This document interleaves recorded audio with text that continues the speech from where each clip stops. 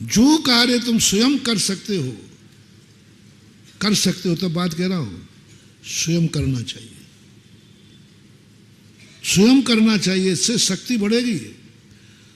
और फिर अपने कर्मों के, मैंने कर्म किया है तो मैं ही भोगूंगा, दूसरा क्यों भोगेगा। जैसे उसका उदाहरण दिया था मैंने कि आपका सिर दर्द कर रहा है, बहुत सिर फट रहा है, बाजू में कोई सो रहा है, तुम्हें चिल्लाने का भाव आ रहा, तुमने मुंह बंद कर लिया। बोले क्यों? बोले मैंने कर्म किया है, मैं ही भोगूंगा, पड़ोसी क्यों भोगे। नींद हराम मेरी होगी, मेरे चिल्लाने से पड़ोसी की नींद खुल जाएगी, यानी मेरे पाप कर्म का फल ये क्यों भोगे, मैं खुद भोगूंगा। और उसने मुंह बंद कर लिया, जोर बहुत से था।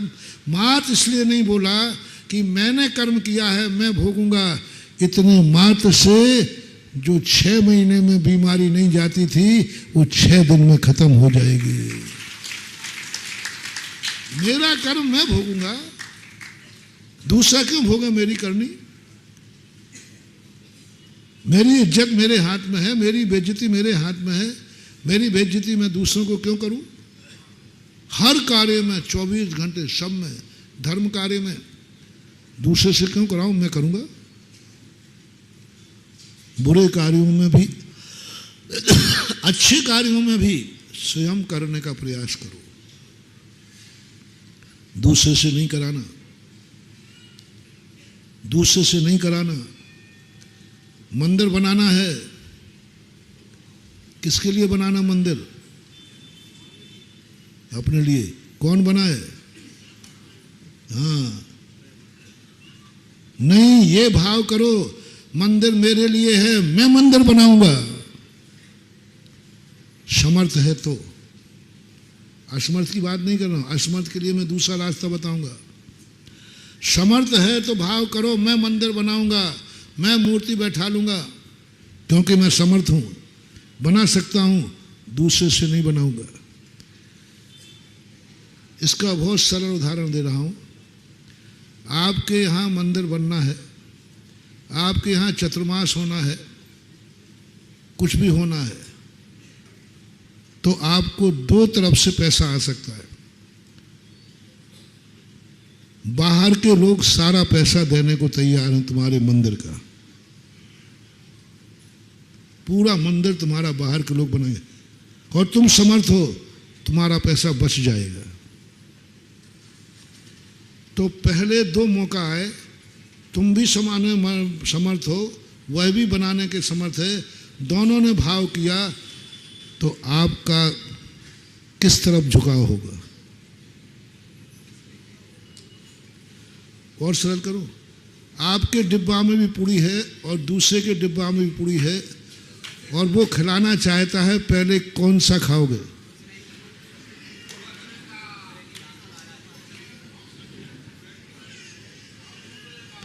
होटल में खाने गए हो, दोस्त भी है, वो भी बिल चुका रहा है, तुम चुका रहा है, अंदर की बात सोचना, तुम्हारा पक्ष किस तरफ जाएगा। अंदर, ऊपर की नहीं करो, ऊपर से तो एक मैं दे रहा हूं, अंदर से क्या खाएगा? वो चुका दे, अपना बचेगा। बस यही तुम्हारे विनाश का कारण है। मंदिर 2 बना रहे, बाहर वाला बनाने कह रहा मैं पूरा मंदिर बना दूंगा आपका, और तुम भी बनाने को समर्थ हो, तो आप बाहर वाले को मौका दोगे कि तुम स्वयं आगे दावा करोगे। 90% बोलो महाराज जी बाहर वाले का ले लो, अपना तो है ही। बस यही तुम्हारे विनाश का कारण है। और यदि तुम्हें ये भाव आ गया मंदिर मेरे नगर का बन रहा है, हे भगवान ये सारा मौका मुझे ही मिलना चाहिए, दूसरे को नहीं मिल जाए। चतुर्मास में बाहर का दान आता है, बड़े खुश होते, महाराज जी धन्य है आप, साक्षात भगवान हैं। अरे वो कुबेर, अरे महाराज जी आपके साथ तो कुबेर चलते हैं। हाँ, आपके साथ तो कुबेर चलते हैं। अरे मूर्ख, कुबेर नहीं चलते हैं। भाव करो कि मैं महाराज जी का कुबेर बन जाऊं। महाराज के साथ कुबेर चलते, यानी बाहर का पैसा बाहर का दान आते हैं, कमेटियां बड़ी खुश होती है, और मैं इसे बहुत अभिशाप मानता हूं। ये भाव आना चाहिए कि चतुर्मास हमारे पुण्य से हुआ है, सारा पुण्य का लाभ मैं लूंगा। बाहर का एक पैसा नहीं आना चाहिए। बाहर वाले जब तक पैसा बोलेंगे उसके पहले ही हम हाउसफुल का बोर्ड लगा देंगे। एक स्थान पे हुआ था, चतुर्मास की स्थापना थी, बाहर वाले ने बोली लगा दी, बोली उसके नाम टूट गई। तो बोली बोलने वाले कहा, भैया तुमने जल्दी क्यों कर दिया? बोली बाहर पूरी कमेटी उसके पैर पड़ लिए। बोले नहीं भाई, चातुर्मास मेरे पुण्य से हुआ है और हमारा संकल्प है। साहब देखो, पगड़ी रख दी, पैर पड़ लिए, बस आप मेरा पुण्य मत कम करो। हम चूक हो गई, हमने ध्यान नहीं दिया, इनने 3 कर दिया। अंत में फैसला मेरे पास आया। वो कहता महाराज जी मैंने बोल दी, मेरे नाम से 3 हुआ है। वो कहते महाराज जी हमारा संकल्प है, आप और बोली फिर से बढ़वा दो।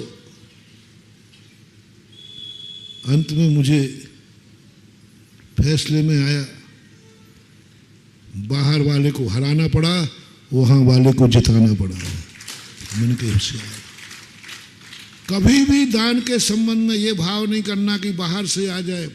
हमेशा ये भाव करना मेरा दान लग जाए, मेरा लग जाए, बाहर वालों को मिले ही नहीं, दूसरे को मिले नहीं, मुझे मिलना चाहिए, मैं योग्य हूं। तो महाराज के साथ, महाराज को बुला लो भैया, महाराज को बुला लो, बिल्कुल सब मंदिर बन जाएंगे, विकास हो जाएगा। 50% तो हमें और आचार्य को लोग इसीलिए बुलाते हैं।